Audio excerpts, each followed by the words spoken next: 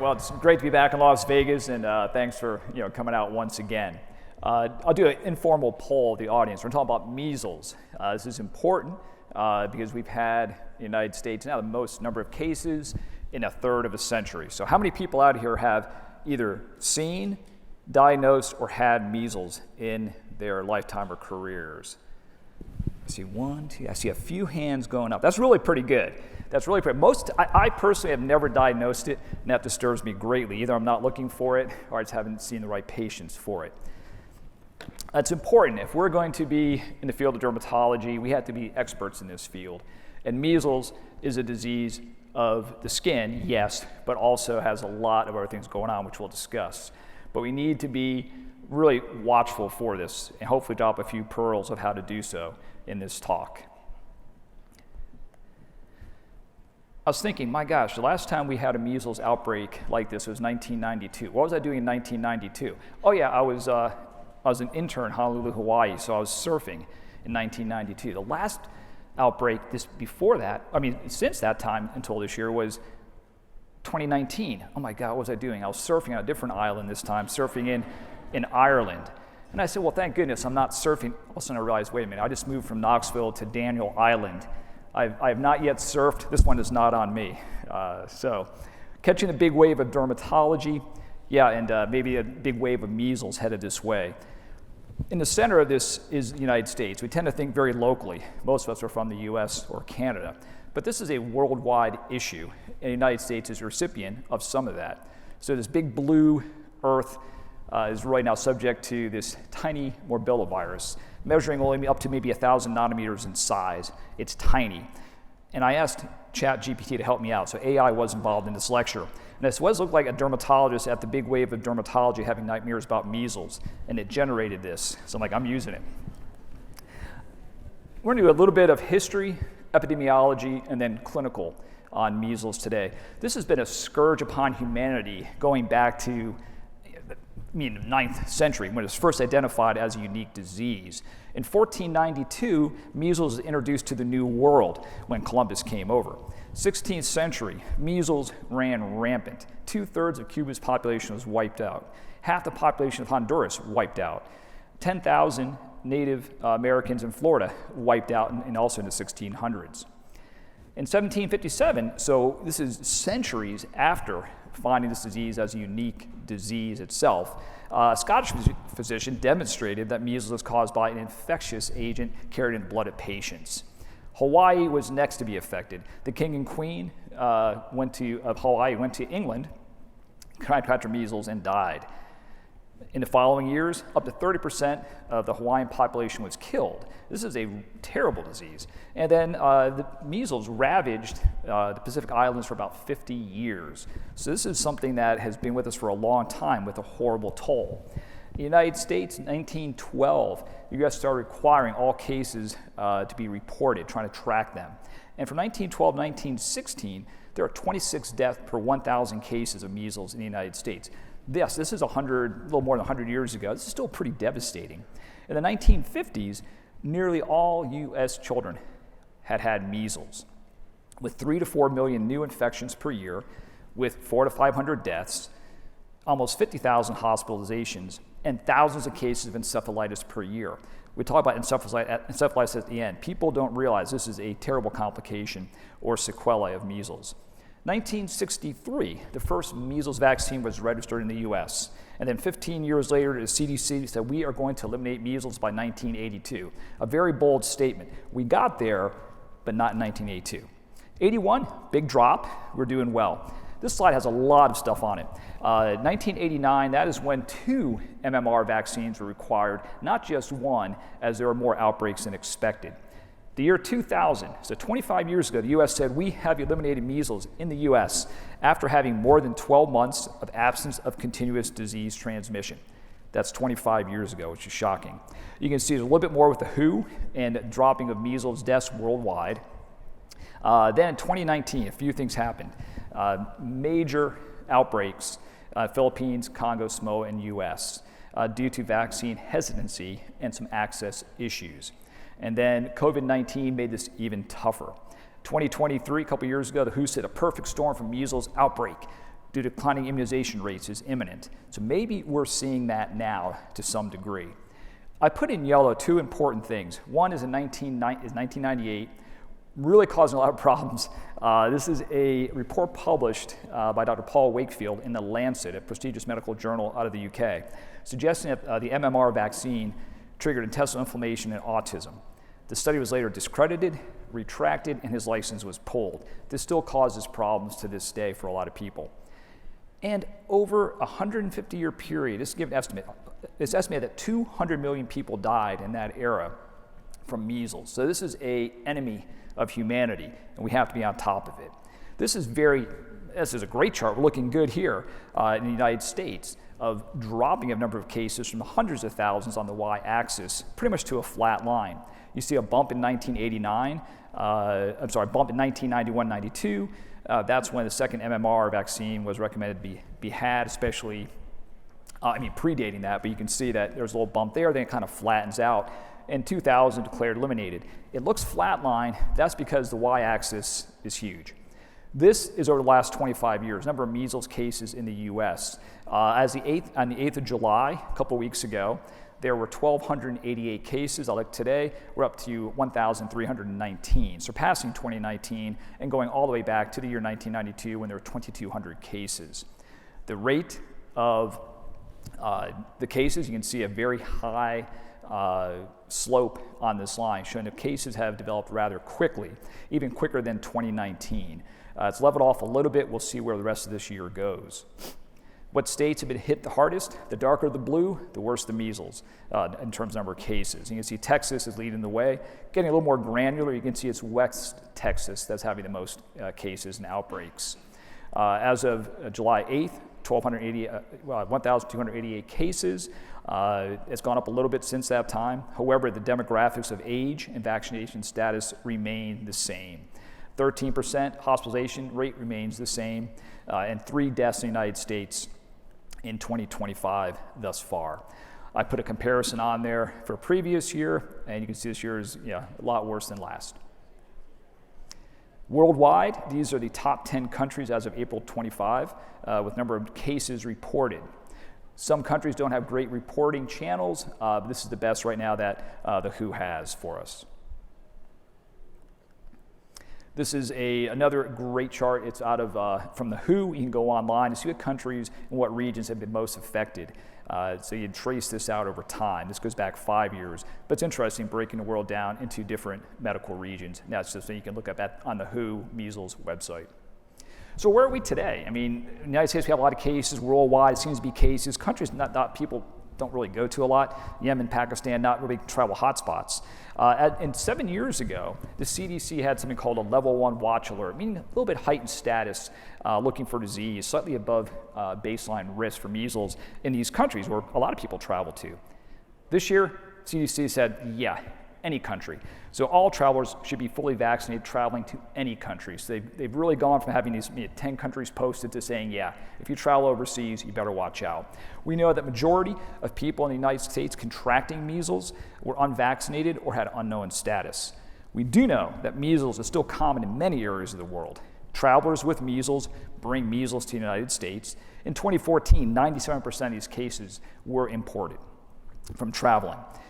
Most people who bring measles to U.S. are unvaccinated U.S. residents who got infected during international travel. And measles can spread when it reaches communities where there are unvaccinated individuals. So you may see that in certain pockets around the country.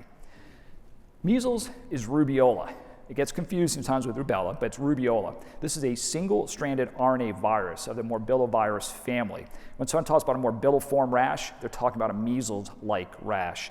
Highly contagious, 90% of exposed non-immune individuals contracting it after just one exposure. That's extremely high.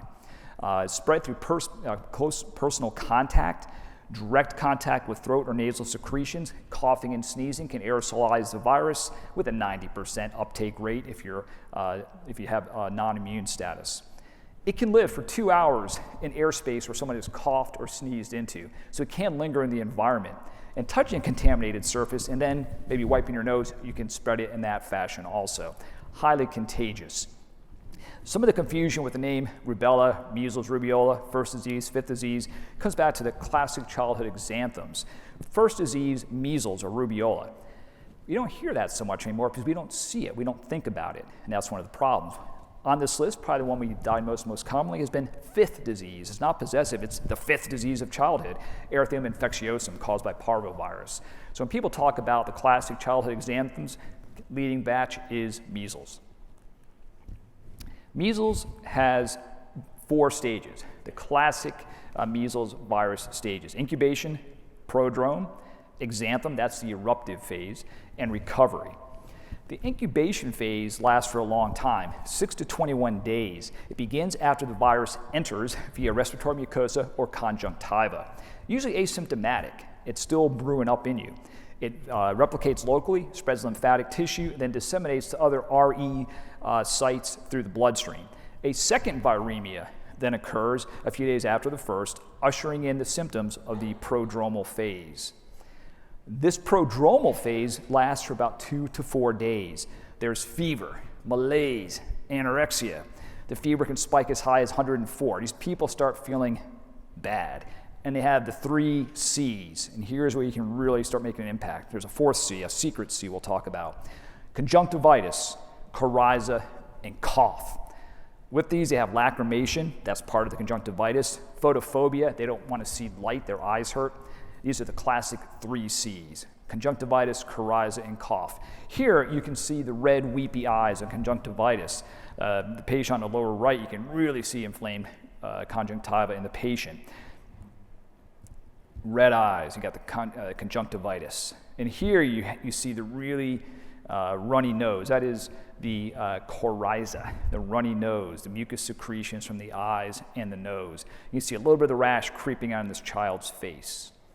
It can be a little bit harder to appreciate some conjunctivitis or coryza if they're wiping their faces off, but photophobia. These patients will close their eyes when exposed to light or when they go outdoors.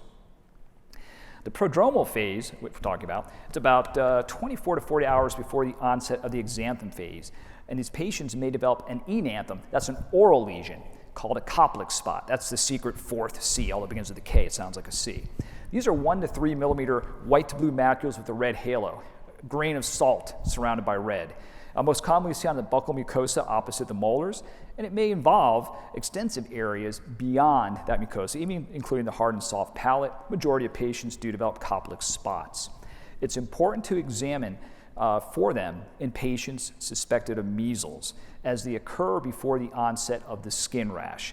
And there's where we really have a chance to impact it. If someone does come in, cough, coryza, conjunctivitis, look in their mouth. Their skin might be clear. These patients have measles, and yes, they are infective, because the period of contagiousness is from 4 days before the onset of the rash, that's the prodromal period, to 4 days after the onset of the rash. So you have that window, you can make an impact. Look in the mouth. The spots will stop after 12 to 72 hours. They kind of slough off when the exanthem or the skin rash begins. So this is the secret 4th C of measles, and there is a good shot of it. Little white dot on a red background opposite the molars on the buccal mucosa. Similar image right there, other side. And there you see hard and soft palate with Koplik spots. Examine the mouth. The exanthem, or the rash phase, begins 2 to 4 days after the onset of the fever. This is where you have this erythematous macular papular. That describes measles. The word is meant for measles, morbilliform, being on the face and behind the ears, with cephalocaudal, or head to tail, or head to foot spread. It involves neck, trunk, and extremities, with rare involvement of the palms and soles, but take a look anyway. The early lesions do blanch out, occasional petechial. This is a newer image from the CDC. You can see the rash on the cheeks, this macular papular rash. In darker skinned individuals, it might be a little more grainy, but again, this is a macular papular rash. Macular papular rash, you can see on the face, a little bit behind the ears. Look for the grainy texture. Again, it's macular papular. It's harder to pick up, sometimes in darker skin. Here you can see it spreading a little bit. You can see the neck and upper trunk involved. This is one of the same child. You can see now, it's now gone down the body, involving the legs, cephalocaudal spread. Cephalocaudal spread, think head to toe, that's how measles will go. It can be very intense, it can be a little bit faint, but it's good to have an idea of what this may look like if you're seeing a patient with a truly morbilliform rash. This is a horrendous case. We saw this child earlier with facial involvement. It's now gone pretty much full truncal. In this exanthem, or the skin rash phase, there's lymphadenopathy, pharyngitis, fever spiking up to 104. The amount of the rash and the confluence of the rash corresponds with disease severity. Clinical improvement begins several days into the rash, thank goodness. The rash will start to darken. It goes from being kind of pinkish red purple to more brownish color with desquamation beginning. It fades in the same order it appeared. It fades from head to toe. This child is now undergoing some desquamation. You can see still a bit weepy in the eyes, probably not feeling well. Desquamation is starting. This is a more pronounced desquamation. And again, more pronounced desquamation. Recovery, the cough may last up to 2 weeks after measles. They can still be coughing, but the rash will start to desquamate. After measles, there's lifelong immunity with very rare exceptions.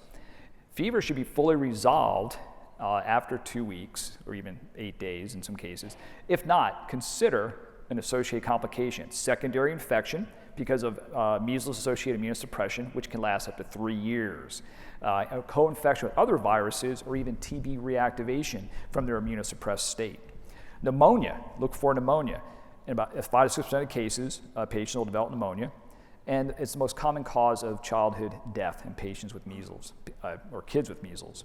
And also look for GI issues, gingival stomatitis, gastroenteritis, hepatitis, and diarrhea in measles patients that continue with fever. The other complications, earlier I mentioned encephalitis. This is 1 in 1,000. It occurs within a few days of the exanthem. There are neurologic problems with a high mortality rate.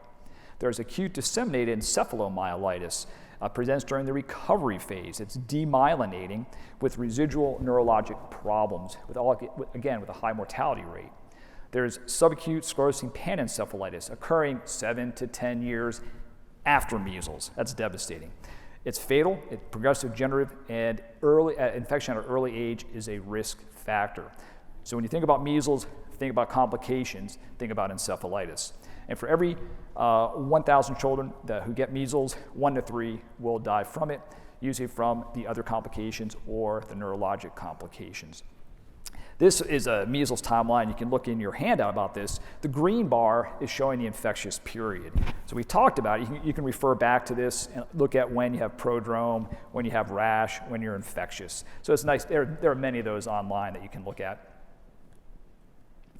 What else can you think about when you see measles? Well, think about varicella, roseola, erythema infectiosum, hand, foot, and mouth disease, rubella, that's the other one, the German measles, a drug eruption, scarlet fever, meningococcemia, none of these are good, Rocky Mountain spotted fever, HSP, and Kawasaki disease. Again, look in the mouth. What is Kawasaki disease? That's some oral findings too. Look in the mouth when you're examining a patient suspected of any of these. If you do suspect measles in a patient, put them in a separate room or a private room. The patient should have a mask put on to prevent them from spreading droplets, and staff ideally should wear respirators. I don't carry those in my office, so maybe a couple of masks. The patient is not admitted to a hospital. They should go home in isolation through 4 days after the onset of the rash they came to see you for. Rooms used by these patients should be left empty for 2 hours. Remember, this virus can persist in the air, but also on surfaces.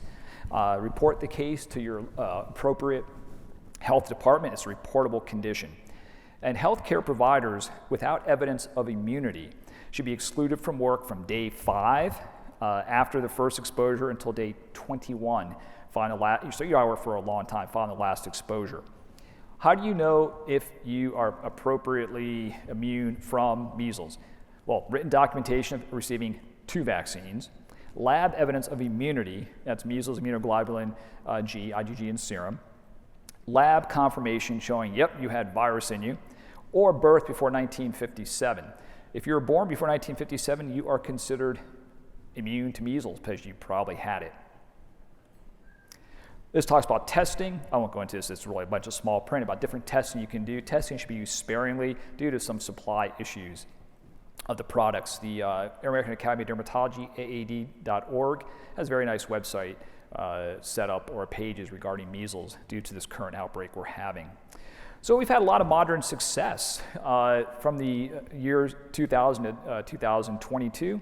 It is estimated that vaccination against measles prevented approximately 57 million deaths worldwide. That's a massive number, hard to wrap your mind around, but that is the combined populations of the state of Florida, Texas, and Nevada combined. It's a huge number of lives saved. However, we can do better. Millions of children miss vaccinations due to COVID-19, resulting in an 18% increase in measles cases and an increase in estimated measles deaths in 22 compared to 21. And 37 countries had large outbreaks. We can do better. We have done well. But as a quote from Dr. Jorge Parada, our success has led to increasing numbers of people who opt out of vaccinations, leaving them vulnerable to infection. The problem is that people appear to have not only forgotten the negative impact of these infections, but also these infections are still prevalent elsewhere, hence the picture of the globe. So it's only a matter of time before they get reintroduced to the United States, which has happened. The current measles outbreak is a textbook example of this. This quote is from 10 years ago, and he's right on. So in our chosen profession of dermatology, we need to be experts in recognizing measles early, recognizing it when it's in office, or educating others about it. And I think by doing this, we can add to the number of lives saved over time by recognizing measles. I'd like to thank you for your attention.